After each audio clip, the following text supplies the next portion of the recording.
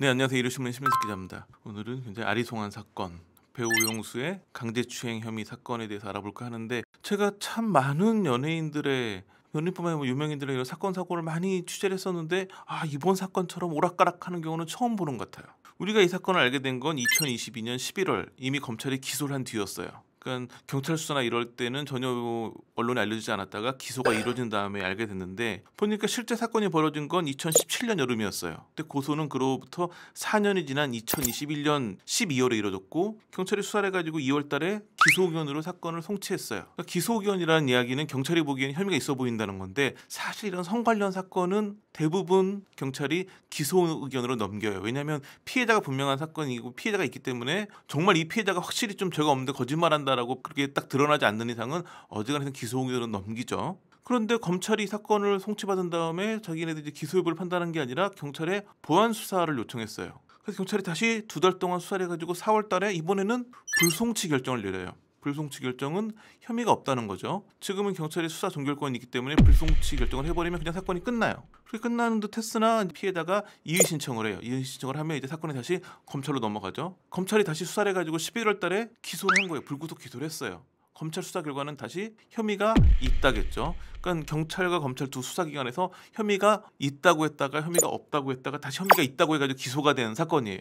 재판에 넘어가서는 1심 재판에서 유죄가 나왔어요. 그러니까 수사기관에서 혐의가 있다 없다 막 3번이나 번복됐던 사건이 법원에 와서는 유죄 판결이 나온 거였죠.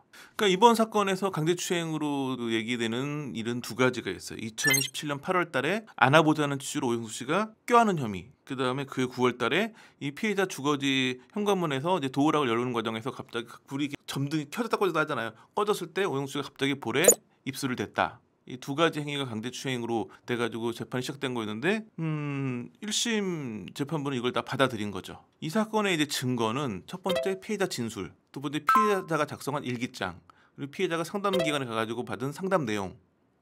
이 정도 가장 핵심적이. 그 다음에 이제 오영수 씨가 보낸 사과 메시지 이런 것들인데, 이제 1심 재판부는 어떻게 봤냐면 피해자의 그 일기장이라든지 상담받은 그런 내용이라든지 이런 게 그 사건 내용과 상당히 부합한다. 그리고 피해자가 주장이 일관되고 경험하지 않으면 할 수 없는 그런 진술이다. 이게 이제 성범죄에서 가장 중요한 증거 중에 하나가 진술이에요. 다른 범죄에서는 피해자 진술이 갖는 증거 가치가 그렇게 높지 않거든요. 근데 이제 성범죄 같은 경우, 특히 지하철에서 누가 추행했다 이런 거 같은 경우에는 다른 증거가 있기 쉽지 않기 때문에 피해자 진술이 상당한 증거 능력을 갖거든요. 다만 일관돼야 되고 현실성이 있어야 되는 거겠죠. 그러니까 이 진술을 들었을 때 이게 굉장히 일관적이고, 또 하나는 이 재판부가 말한 것처럼 경험하지 않고는 말할 수 없는, 그러니까 상상으로 지어낸 게 아니다. 이렇게 되면 이 진술이 상당한 증거 능력을 갖게 되죠. 증거들이 다 부합한다고 봤기 때문에 1심에서는 유죄가 나온 거였어요. 그런데 최근에 항소심 재판에서 무죄가 나왔죠. 그러니까 이 수사기관에서도 혐의가 있다 없다 엇갈리더니 재판부도 유죄에서 무죄로 바뀐 거예요. 2심 재판부는 이제 이 2가지 행위에 대해서 오영수 씨가 피해자를 안아보자고 얘기한 건 맞아 보이는데, 이제 그 피해자는 이렇게 진술한 거예요. 동료로서 포옹인 줄 알았더니 평소보다 더 힘을 꽉 줘서 안았다. 이 발언 때문에 강제추행으로 기소가 된 거였는데, 2심 재판부는 피해자 주장은 예의상 포옹 강도와 얼마나 다른지 명확하지가 않다. 포옹 강도만으로 강제추행이 성립한다고 보기 어렵다. 라고 얘기를 했어요. 두 번째, 그 집 앞에서 볼에 입맞춤한 거에 대해서는, 볼에 입술을 댄 행위에 대해서는 피해자 진술의 신빙성을 입증할 만큼 수사가 이루어지지 않았다. 이것도 증거가 부족하다는 의미가 되겠죠. 이 2가지 강제추행 행위를 둘 다 받아들이지 않았어요.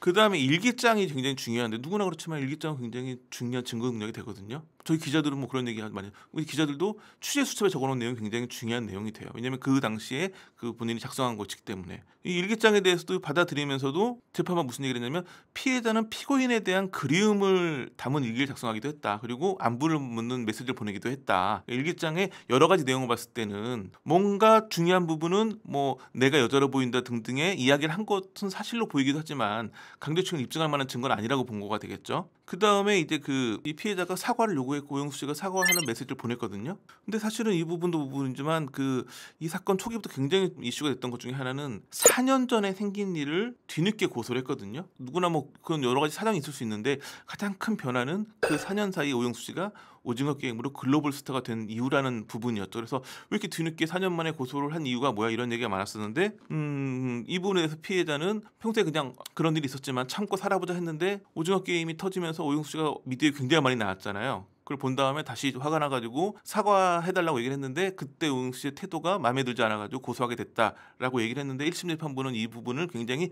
타당성이 있다고 봤어요. 문제는 이제 2심 재판부에서는 이 부분보다는 사과 메시지를 보낸 거를 이 강제추행을 인정한 걸로 봐야 되느냐의 부분에 대해 쟁점이 됐는데 재판부는 오징어 게임 전 세계적으로 인기를 얻고 있는 상황에서 피해자가 보낸 메시지를 CCBB를 따지기보다는 사과부터 한 행동이 어느 정도 수긍이 간다. 왜냐하면 작품의 타격이 불가피하고 이런 걸 CCBB를 가려가지고 사실관계를 바로잡는데 시간이 굉장히 오래 걸리기 때문에 그냥 사과 메시지를 보낸 게 이례적으로 보이지 않는다. 그러니까는 뭐 내가 그런 거 안 했는데 왜 나한테 왜 그러냐 이런 걸 따지는 것보다는 그냥 사과하고 빨리 끝내려고 했다라는 부분에서 그냥 이례적이지 않은 행위로 재판부는 본 거죠. 재판부는 결과적으로 피고인이 피해자에게 부적절한 언행을 했을 가능성은 높다고 봤어요. 일기장에도 그런 내용이기도 하고 나오기도 하고 뭐 내가 여자로 보인다 이런 얘기를 하기도 하고 그런 언행을 했을 가능성은 있다고 봤지만 시간의 흐름에 따라 가지고 피해자 기억이 왜곡됐을 가능성을 우선 지적을 했어요. 그러면서 공소사실과 같은 강제추행을 했을지 의심이 든다. 그러니까 정확히 딱 했다라고 보여지진 않는다는 거죠. 그러면서 의심이 들 땐 피고인의 이익에 따라야 한다라는 기본 원칙에 따라 가지고 무죄를 선고한 거죠.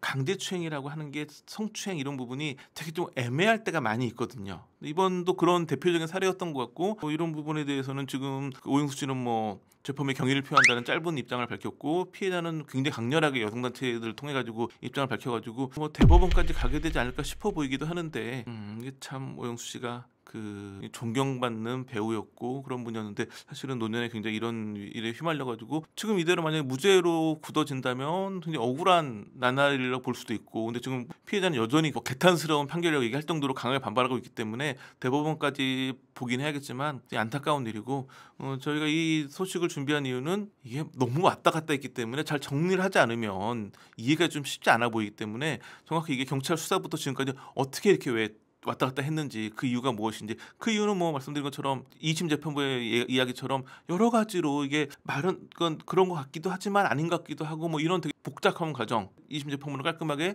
의심될 때는 그냥 피고인의 이익에 따르겠다라고 하면서 무죄를 선고했는데 이런 부분이 좀 이해가 되셨으면 하는 바람입니다. 자 오늘 준비한 소식 여기까지입니다. 감사합니다.